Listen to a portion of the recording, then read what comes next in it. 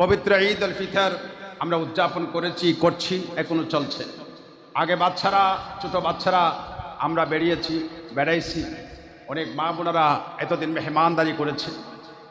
এখন মা বোনেরা প্রস্তুতি নিচ্ছেন যে বেড়াইতে যাবো, ওনাদেরও বেড়ানোর দরকার আছে। পুরো এক মাস শ্যাম সাধনা করেছেন, অনেক কষ্ট করেছেন, ইফতারি সাহারি থেকে শুরু করে অনেক কষ্ট করেছেন। এর মধ্যে ঈদের মধ্যে এরা বের হতে পারে নাই, মেহমান আসতেছে, মেহমানদারি করছে, ওনাদেরকেও বেড়ানোর দরকার। এটার মাধ্যমে আত্মীয়তার বন্ধন অটুট হয়, আত্মীয়তার বন্ধন রক্ষা হয়, এবং ইসলাম ওইটাই চেয়েছে। এটাকে সালা রেহমি বলে, বাবুল বিররি ওয়াসসালা। মিশকাত শরীফের মধ্যে বাব আছে, বিভিন্ন হাদিসের কিতাবের মধ্যে আছে যে আত্মীয়তার সম্পর্ক যারা বিচ্ছিন্ন করে দেবে এরা ঈমান থেকে বিচ্ছিন্ন হয়ে যাবে। আত্মীয়তার সম্পর্ক রক্ষা করা এটা ঈমানের দাবি। এই ঈদ হচ্ছে মূলত আত্মীয়তা রক্ষা করার জন্য ঈদ। কথা বলেন ঠিক কিনা? আল্লাহ আমাদেরকে বুঝার তৌফিক দিন।